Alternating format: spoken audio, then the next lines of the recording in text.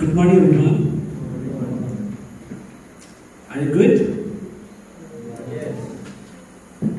It is good to see you this morning in worship devotion service.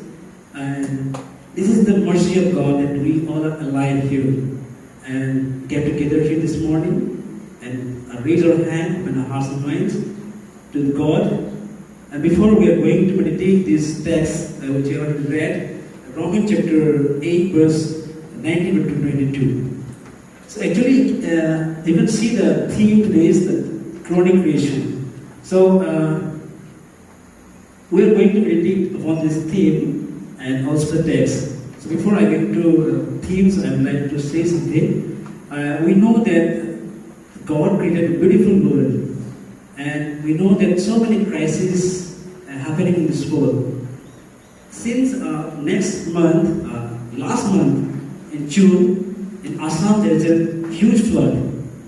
And the same way, in Golaghat district, there are so many farmers begging to God, praying God for the rain because of the planting their crops. So I can show some slides. See, God created this world. It's very beautiful, and under it, He made so many things. And see these pictures. You can see the flood of Assam. There's so many villages covered by flood, and so many people are hopeless. They're homeless, and they stay in schools and etc. And these pictures, the Golaghat district. So the farmers are to pray God. And also we know that among our world, there's so many things happening. You can see the earthquake. We know that every day and every year we have there floods, drought, famine, etc. So many things are happening in our world. And also we can hear from daily news and papers, etc. So many things happening in this world. So, and these things are very serious matter. And now we can see that our earth and our Mother Earth is crying now, groaning under pain. So before we go into this theme, so I would like to say something about the book of Romans background. When you see the Old Testament books of all the epistles, writers, when they write their letters to their particular church or people, they also brought some issues and problems and respond to the problem. But when we look at the book of Romans, we know that Paul didn't visit Rome, but he was excited to visit those people who were staying and those believers to the Rome. But there is no any issues, any problem. But Paul was encouraging the believers that you raise your faith and whatever the confusion among you, so you just live in peace and enter with God. And also, Paul's encouraged to the people, like that encouragement, guidance, believers. And if you look at particular text today, the Romans chapter 8, here the Paul writing this chapter for the Christian spiritual life. So this is the background of the book of Romans. When we look at today's text, Romans chapter 8, verse 19 to 22. When I read this chapter, I always one question came into my mind.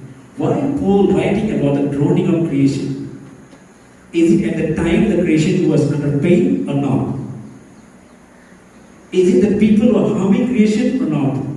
I was very eager to know that why Paul writing to this letter, and why he put these things in this particular chapter or verses. So when we look at verse 19, it's referred to children of God, or sons of God. It means the sons of God means it's referred to those believers like Jews, Gentiles, and those who are converted believers refer to their people. But if we look at who actually the Son of God in this text it refers the angels and the Son of God, Jesus Christ. Particularly, and also Hebrew meaning is, Greek meaning is poios. When we look at verse 20, he mentioned that the whole creation, Christos and Kritis. Kritis means the whole creation. Whatever God created and exists in this world, visible or invisible, everything is created by God. And whole things is come under the creation. And when we look at the verse 21, here the means the slavery and the liberty or freedom. Greek meaning is dulia or eleutheria. Dulia means slavery. Is it the creation who committed sins under slavery? Or what is the reason that creation eagerly expected the sons of God that He came and liberate us and give the liberation us? Because when we look the book of Genesis, we can see that when Adam and Eve committed sins, then through their sins, all the creation undercomes called under sins. And why the creation was expecting the liberation? Actually, at that time, creation was not too much harming or too much under pain when Paul was saying that. But here, that if we look today's context, then we know that creation under so much pain, and that's why the creation expected the sons of God, He will come and liberate us. In verse 22, its particular word is groaning. What is this? What does mean it's groaning? It's a groaning means it's a pain or sorrow which comes from the bottom of the heart. Is some person too much pain and he or she can't able to this pain and he eagerly crying or he bitterly crying? That is called groaning. If we look at the Hindi term, the karahna, it means that some person or some people or anyone, it just those people are too much very pain. Like Hindi, I can write here. दर्द से चिल्लाना, असहनीय कष्ट में आवाज निकालना. Means दर्द से चिल्लाना. When we heard something, we suffering any problem or pain, then we're groaning, we're crying with the bottom of our heart, because you and me, we can't able to bear the pain. So actually, this text it not talks about the groaning of creation, but it talks about the second coming of eschatology of Jesus Christ. Paul stating that the second coming of Jesus Christ, when the sons of God come and God will create a new heaven and new earth. That expectation, that's for those that the creation eagerly expecting to the sons of God.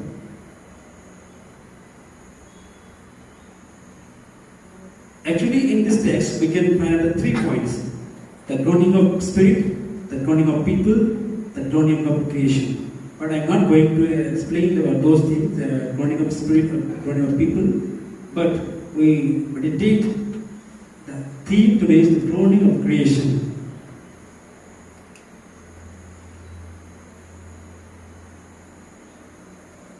And as I also mentioned that in my introduction part, that the world is so many things happening around us, and we know it is like flood, earthquake, famine, drought, everything is happening in our world. But when I look back to the Israelites' life, when Israelites committed sins, God punished them or God sent any famine or any drought among them for their sins. And if you look the book of Deuteronomy chapter 28 verse 15 following, it is said that, but if you will not obey the Lord God by diligently observing all which I am commanding to you today, then all these curses shall come upon to you and overtake you. And we know that God sent His Son and He died for us, and He died for His people, and saved him, and made the relation with God and human and God and Israelites.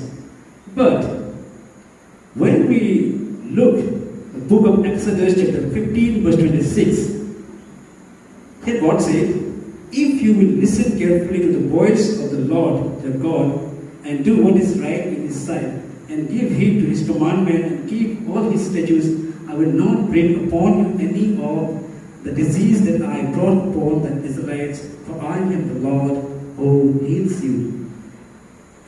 So see, what if we look back today's context, so many things happening around, a flood, earthquake, drought, famine. Also we faced the most horrible period last year, COVID-19 period.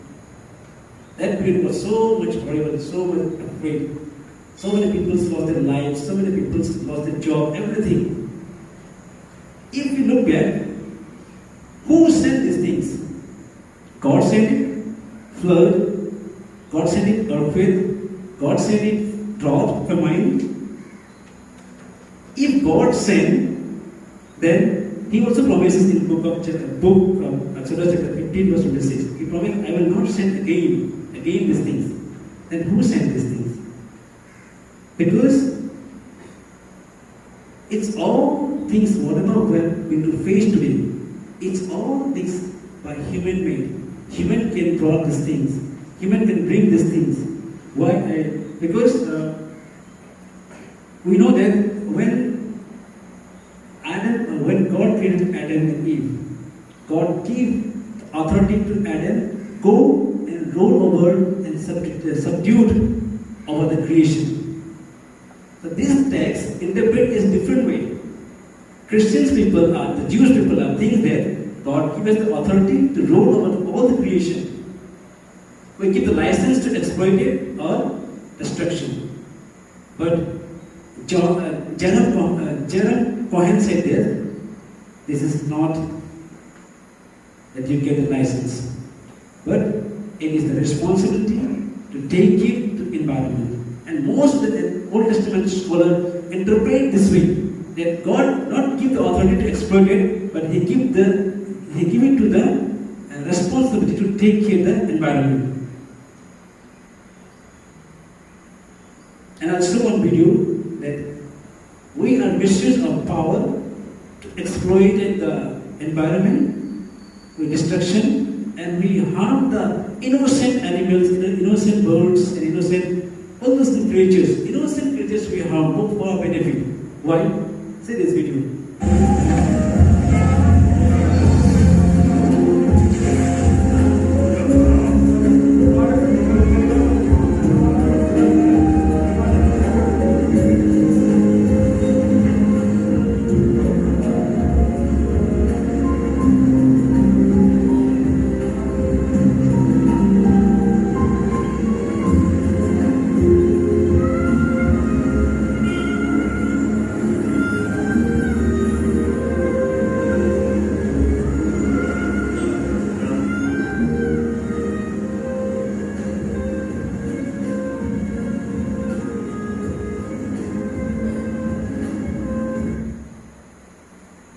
Innocent birds are killing and destroying their house, their nest, for just human beings for their comfortable zone, finding the good life and finding the benefits for the creations. Innocent birds are killing. You can see the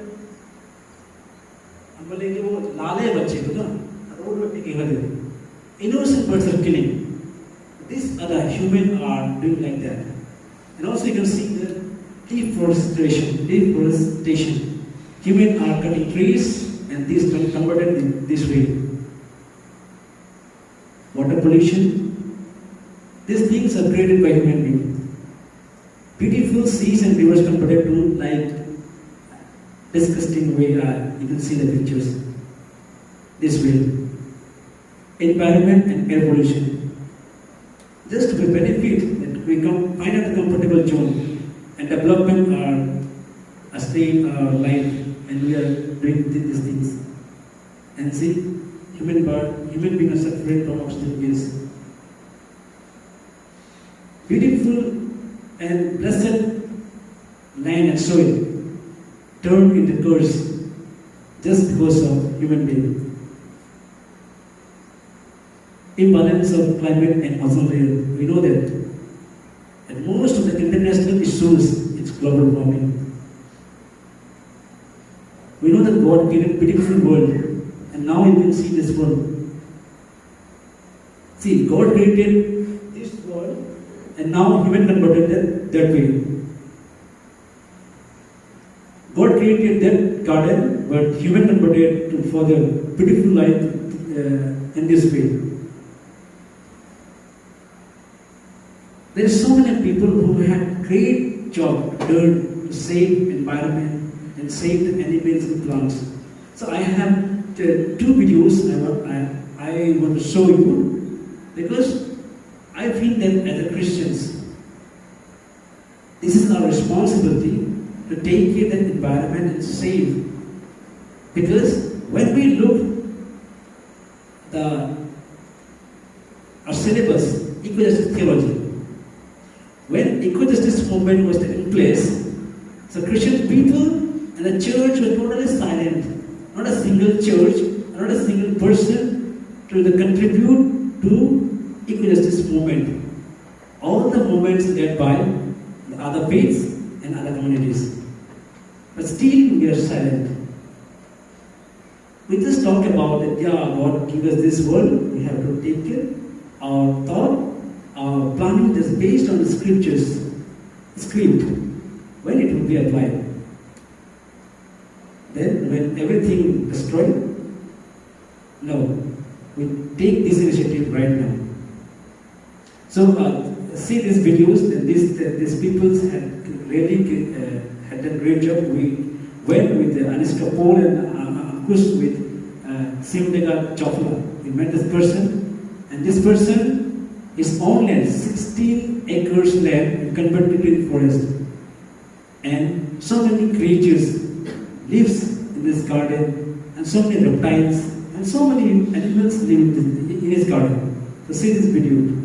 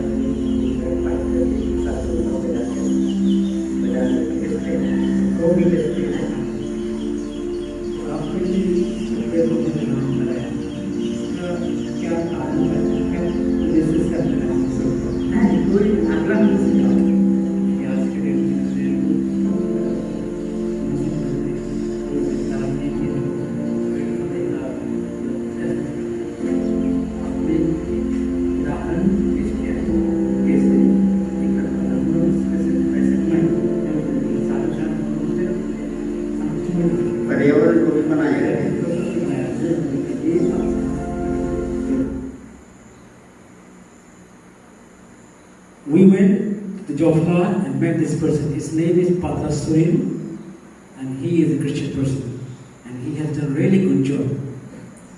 So see, we know that also if we look to the verse 8, chapter 8, verse 22, we know that the whole creation has groaning in labor pain until now.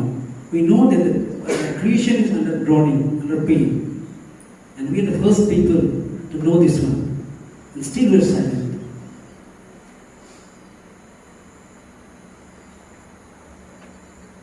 Book of Mark, Gospel Mark say that, and Jesus said to them, "Go into all the world and proclaim the good news to the whole creation." Jesus Christ sent us to make disciples. Yes, sure. We don't know how many souls we save. We don't know how many souls we save and put into the heaven. We don't know. We can't give any guarantee. But in this world, if we do something good, then at least we can save one people or one person's soul's life in this world. In future, we have not any guarantee that I can save 100 souls. I can't give any guarantee. See, book of Hosea said that, "I will say to Loami, you are my people, and he shall say, you are my God." Means, if we want to be the sons of God, if we want to be children of God, then we should take this initiative. Whenever we use plastic, say no. Whenever we go to visit party, as a leader, you can encourage to your people. We bought so many expensive gifts for the birthday parties, the birthday boy girls. But their things just useless. If we give any plant, any things which is very useful to them, then maybe it's very useful. So we can take this initiative. See, if we not serious regarding this, then maybe we are lost our which God given us. That you are the children of God. And also the creation eagerly expecting the sons of God come and liberate us and set them free. Who is the sons of God? Is it Jesus Christ came down again and he will set free and he will give freedom? No. You and me to liberate, to give freedom to the creation. Creation is expecting something from you and me, not from Jesus Christ.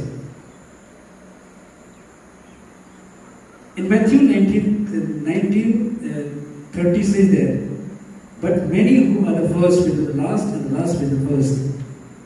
If the first people, maybe we will be the last.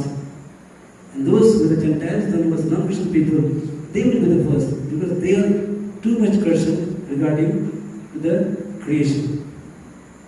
So we know that there are too many persons in Jharkhand who are social and environmentalists. And they inspired people to how to preserve, how to save the plants and creation, etc.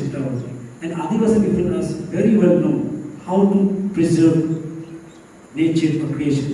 When we visit to the Jofla to meet the person, we cross the five districts or something, and we see that where the Adivasi people live, that place too much greenery and their protection, how beautiful they take care of the environment or creatures. So I'm very impressed with the Adivasi people. So see that we know that Jamuna Tudu or Siman Puram, these two persons in Jharkhand, they really have done great job towards the environment. So for encouragement, I'll see the videos. Okay. हम इसी जगह से हमको लकड़ी के खाना बनाए हैं, हम सब कुछ किए हैं, तो हम जगह खाएंगे तो और हम लोग बोले कि नहीं, हम खाने नहीं देंगे. Famously called Jharkhand's Lady Tarzan, Jamuna Tudu and Ram and nearly 10,000 women have been protecting the jungles of Jharkhand from illegal loggers. Jamuna was raised in Odisha's Vairapur town. Her father was a farmer. She and her siblings grew up among the surrounding lush forest, helping their father farm by carrying saplings to his fields and tending to them. She moved to Jharkhand after marriage. In order to stop illegal logging, she gathered a group of women to protect their forest. Jamuna's quest for forest conservation started in the year 2000. Lady काजल ना तो बहुत संघर्ष किए ना, तो कभी-कभी मतलब ऐसे पड़ जाता है तो किसी को दे डालते हैं, कहीं भी कुछ भी मतलब किसी का हाथ में वाला कुछ नहीं, तो आगे भी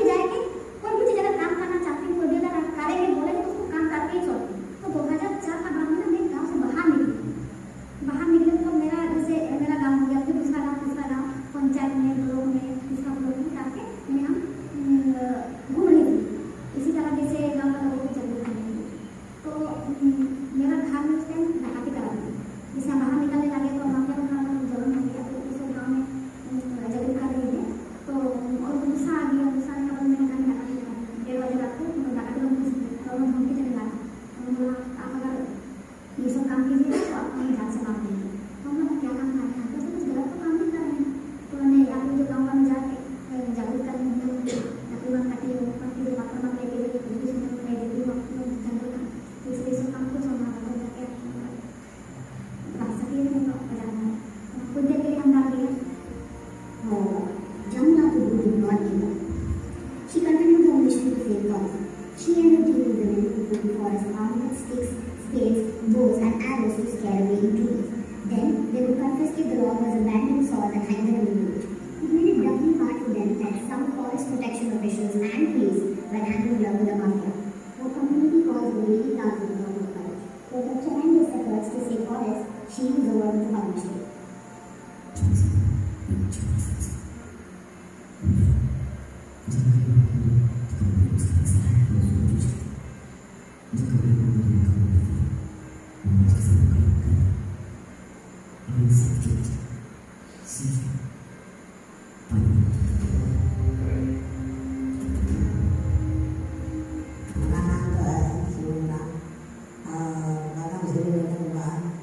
बहुत भाई भाई लोग खाता है, यही करने का पानी बाबा है।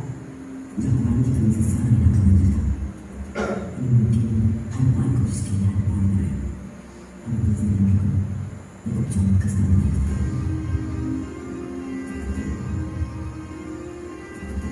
पहले तो खाली बात उंगली का भाषा में लगता था पानी, वो एक पानी का सुविधा नहीं था, जैसे पानी बरसा अब सब पानी आ गया था। मान बनाने के लिए बहुत 3 साल का समय है, तो अंतरा हम जमीन नहीं है कि हमारा कुछ पता है, तो हमारा 10 वर्ष उसी समय मान बनाना और अभी हरा भरा हो गया पूरा देश में कि जमना जमना नहीं जाता था, उस सब भी सुविधा है, हर जगह बांध लगाए, तालाब बनाए, कुआं बनाए, हर कोई प्रभाव बना के किसान को किसी को अभी तक पानी का तकलीफ नहीं हो रहा है। और 2016 में हमको दिल्ली बना के पदम से मिला, पूरा रात मंदिर भी हम पूजा करते हैं, हाथ धोआ खाते पानी पीना सारा चीज है, तो इससे बड़ा मंदिर अभी नहीं कोई। ऊपर वाले में सबके